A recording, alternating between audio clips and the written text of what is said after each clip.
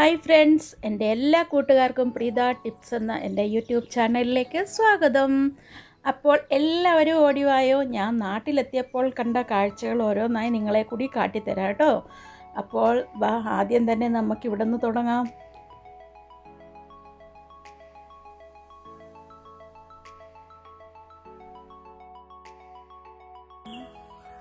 കാന്താരി എടുക്കുക. കാന്താരിക്ക് 1000 രൂപ വിലയാണ്. ഇവിടെ ഉള്ളവർക്ക് നാട്ടിൽ ആർക്കും കാന്താരി വേണ്ട.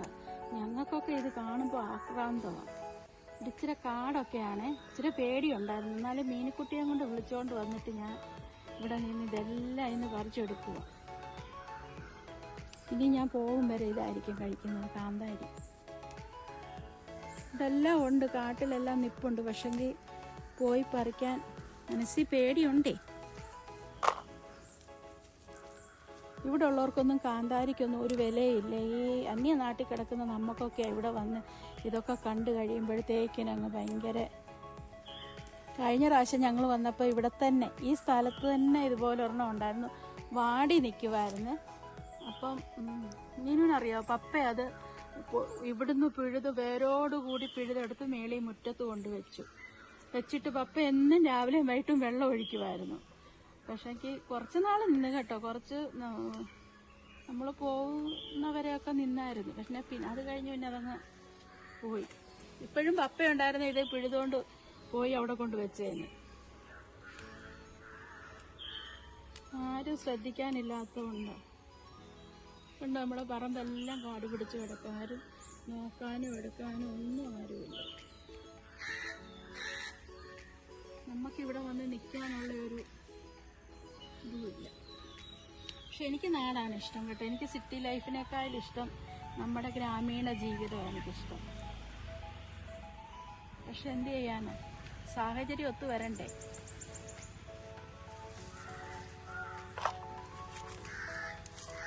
ഇത് മുഴുവൻ പറിച്ചിട്ട് എനിക്ക് ഒരു മൂടി ചേമ്പ് പറിച്ചപ്പം പിന്നെ ഓമയ്ക്ക് കണ്ടോ, ഇതുപോലെ തന്നെ ഇവിടെ കുറേ ഓമ നിൽപ്പുണ്ട്. ഈ വള്ളിയുടെ എല്ലാ ഇടയിലാണ് നിൽക്കുന്നത്. അത് കാരണം നമുക്കത് ആരെങ്കിലും കൂടി ഇല്ലെങ്കിൽ ഒറ്റയ്ക്ക് പറിക്കാൻ ബുദ്ധിമുട്ടാണ്. മേളിൽ നിൽപ്പുണ്ട്. മേളിൽ നിന്ന് ഞാൻ എങ്ങനെയെങ്കിലുമൊക്കെ വലിച്ചിന്നൊരെണ്ണം പൊട്ടിച്ചൊരു ഓമയ്ക്കാത്തോരനുണ്ടാക്കി. ഇന്ന് ചേമ്പ് പിഴുതു. അപ്പം എനിക്ക് 2-3 ദിവസത്തേക്കുള്ള ചേമ്പ് ഒരു മൂടി ചേമ്പിൽ നിന്ന് കിട്ടി. നാളെ ചേമ്പുംതാട് തോരനാണ്. പിന്നെന്താ, കുറേ ഓമയുണ്ട് ഇവിടെ ഒക്കെ കേട്ടോ. പക്ഷെ എല്ലാം ഞങ്ങൾ കണ്ടുകൊണ്ടിരിക്കുമ്പോൾ തന്നെ വവ്വാല് വന്ന് അത് ജസ്റ്റ് ഒരു കളറ് മാറുമ്പം തന്നെ വവ്വാല് കൊണ്ടുപോകും. കാരണം നമുക്ക് പക്ഷെ അത് പറിച്ചു വെച്ച് കഴിഞ്ഞാലും പെട്ടെന്ന് അതുകൊണ്ട് പഴുക്കുന്നില്ല. ഇപ്പം 4-5 ദിവസമായി 4 ഓമയ്ക്ക ഞാൻ പറിച്ചു വെച്ചിട്ട്. പക്ഷെ ഇതുവരെ അതിന് ഒരനക്കവും വന്നിട്ടില്ല. അത് ഞങ്ങൾ പോകുന്നതിന് മുമ്പ് പഴുത്ത് തിന്നാൻ പറ്റുമോ എന്ന് പോലും അറിയത്തില്ല. പക്ഷെ എനിക്ക് സത്യമായിട്ട് ഈ നാട്ട് വിട്ട് ജീവിക്കുന്നവർ ഇടയ്ക്കെങ്കിലും വല്ലപ്പോഴെങ്കിലും നമ്മുടെ നാട്ടിൽ വന്ന് ഒരു 10 ദിവസമെങ്കിലും കുറഞ്ഞതൊന്ന് ജീവിക്കണം, ഒന്ന് താമസിക്കണം. നമുക്ക് ആ സിറ്റി ലൈഫിൽ നിന്നൊക്കെ മാറി ഒരു നാടൻ ജീവിതം. എല്ലാവരോടും അല്ല, അത് കഴിയും എന്നുള്ളവർ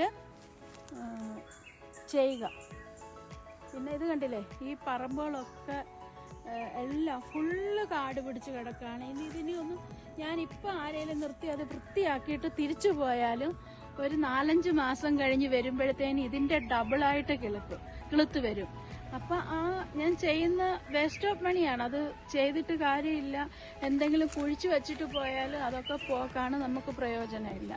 അത് കാരണം എനിക്ക് തോന്നുന്നു എൻ്റെ ഈ ഏരിയയിൽ ഒരുപാട് വസ്തുക്കൾ ഇങ്ങനെ വെറുതെ നശിച്ചു പോവുകയാണ്. എന്നാൽ ഇവിടെ ഉള്ളവരോട് നിങ്ങൾ എന്തെങ്കിലും ചെയ്തെടുത്തോ എന്ന് പറഞ്ഞാൽ അതും ഇപ്പം ആർക്കും സ്ഥലങ്ങളൊന്നും വേണ്ട, കൃഷി ചെയ്യാൻ ആൾക്കാരില്ല, ആർക്കും വയ്യ സത്യം പറഞ്ഞാൽ.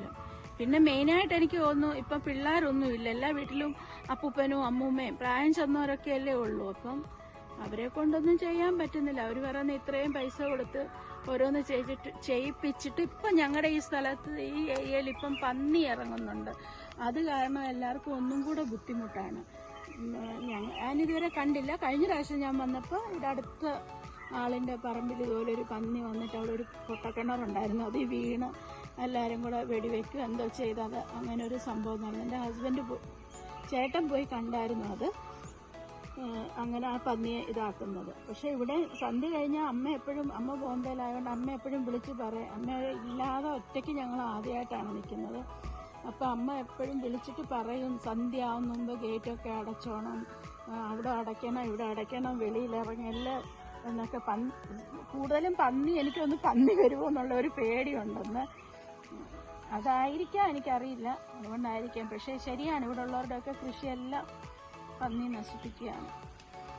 ഇന്ന് എനിക്ക് ചേമ്പും പുഴുക്കും കാന്താരി ചമ്മന്തിയാണ്. മീനാശത്ത് വേണോടാ? വേണ്ട. എന്താ നാടൻ ഭക്ഷണമൊക്കെ കഴിച്ചു നോക്കണം. ഇതിന് കിട്ടുന്ന ഗുണം വേറെ ഒന്നിനും കിട്ടത്തില്ല. കണ്ടോ, നിറച്ചുണ്ട്, നല്ല കാന്താരിയാണ്. പപ്പ ഉണ്ടായിരുന്നേ, ഇപ്പം പപ്പ എല്ലാം പൊട്ടിച്ചു കൊണ്ടുവന്നേന്. ഇതുണ്ട്, കുറച്ച് സമയമായുള്ളൂ ഇത്രയും പറിച്ചിട്ട്. ഇനി എന്തായാലും ഞാൻ ഇത് മുഴുവൻ പൊട്ടിച്ചിട്ടേ ഞാൻ ഇനി വീട്ടിലോട്ട് നിൽക്കുമേ കയറി വരുന്നുള്ളൂ. ഞാൻ എന്തായാലും ഇറങ്ങി വന്നതല്ലേ, എപ്പോഴും ഇറങ്ങി വരാനും പറ്റത്തില്ലല്ലോ. ഇവിടെ നിറച്ച് മുള്ളാണ്, അത് കാരണം ഇരിക്കാനും പറ്റും. നിറച്ചുണ്ട് അത്. പക്ഷെ ആരെങ്കിലും കൂടെ വേണം, അവിടെ മുഴുവൻ കാടാ. ഒറ്റയ്ക്ക് എന്നെ കൊണ്ട് പറ്റത്തില്ല. നമുക്ക് താഴെ നിന്ന് പറിക്കാമെന്ന് തോന്നുന്നത്, പക്ഷെങ്കിൽ ഒറ്റയ്ക്ക് പറിക്കാൻ ബുദ്ധിമുട്ടാണ്. ഇത് കണ്ടോ, ഈ സാധനം എന്താണെന്നറിയാം. ഇത് നമ്മളെ കുളിച്ചിട്ടൊക്കെ അവിടെ ആയുർവേദ ആശുപത്രിയിൽ എന്തായാലും കുളിപ്പിച്ചിട്ട് തല വരുന്നത് രാസ്നാദി. ഇത് ഈ രാസ്നാദിപ്പൊടി ഉണ്ടാക്കുന്ന സംഭവമാണ്. ഇതിൻ്റെ കിഴങ്ങെടുത്തിട്ട് ആണ് രാസ്നാദി ഉണ്ടാക്കുന്നതെന്നാണ് പറയുന്നത്. എന്തൊരു മണമാണെന്നറിയാമോ, അതാറ് മണം, സൂപ്പർ മണം. ഇവിടെ മുഴുവൻ ഇതാ, ഒരു ചെറിയ തൈകൾ കൊണ്ട് വെച്ചതാണ്, പക്ഷെ മുഴുവൻ ഇതായി. ഇവിടെ പേരകൾക്ക് ഈ പറമ്പിൽ മുഴുവൻ പേരയാണ്. എപ്പോഴും കാട് വെട്ടുമ്പോൾ മുഴുവൻ വെട്ടിക്കളഞ്ഞാണ് ഇരിക്കുന്നത്. അതിൽ നിറച്ച് ഓമയ്ക്ക് നിൽക്കുകയാണ്. ഇനിയിപ്പോൾ ആരെങ്കിലും വരുന്ന സമയത്ത് അവരെ കൊണ്ട് പൊറപ്പിച്ചെടുക്കണം. പിന്നെ അത് കണ്ടില്ലേ, അത് മുഴുവൻ വാവല് ചപ്പിയത്. അന്ന് നമ്മൾ കണ്ടുകൊണ്ടിരിക്കുന്നത് വാവല് ചപ്പുന്നു അതുപോലെ. ഈ തെങ്ങ് ഞങ്ങൾ കഴിഞ്ഞ പ്രാവശ്യം വന്നപ്പം 3 വർഷം കൊണ്ട് കായ്ക്കുന്നതാണെന്നാണ് പറഞ്ഞത്. അങ്ങനെ ബ്ലോക്കിൽ നിന്ന് മേടിച്ച് വെച്ചത്. ഇത് 2 എണ്ണം വെച്ചിട്ടുണ്ട്, ഒന്ന് മേളിലും ഉണ്ട്. അന്ന് 2 തെങ്ങ്, ഒരു മാവ്, പിന്നെ ഒരു പ്ലാവ്, ഇത്രയുമാണ് വെച്ചത്. ബാക്കി തെങ്ങ് 2ഉം മാവും ഓക്കെയാണ്, പക്ഷെങ്കിൽ പ്ലാവ് കരിഞ്ഞു പോയി. അത് ഉണങ്ങി ഫുള്ള് ചീത്തയായിപ്പോയി. വേറെ പക്ഷെ ഇവിടെ അടുത്തുള്ളവർ വെച്ചവരിപ്പോഴും പറയുന്ന ആ പ്ലാവ് പക്ഷെ പെട്ടെന്ന് അങ്ങ് കരിഞ്ഞു പോവാണ് എന്ന്. എന്താണെന്നറിയില്ല അന്ന്. പിന്നെ ഈ ഒരു വാഴ ഇവിടെ ഈ സ്ഥലത്ത് തന്നെ ഇപ്പോഴും വാഴയുണ്ട്. ഇപ്പം ഇതിൽ കൊലയായി വെട്ടിക്കഴിയുന്ന അടുത്തത് റെഡിയാണ്. എനിക്ക് തോന്നുന്ന ഒരു 8-9 വർഷം കൊണ്ട് എപ്പോഴും ഈ ഒരു ഇതിൽ എപ്പോഴും ഇത് കൊല വെട്ടാൻ കാണും നമുക്ക്. ഈ പ്രാവശ്യം മാത്രം ഞങ്ങൾ വന്നപ്പോഴാണ് കൊല റെഡി ആവാതെ ഇങ്ങനെ നിൽക്കുന്നത്, കൊല വെട്ടാനത്. ബാക്കി എല്ലാ പ്രാവശ്യവും ഇവിടെ വരുമ്പോൾ ഇതിൽ നിന്നൊരു കൊല വെട്ടിയിരിക്കും. അങ്ങനെയാണ്.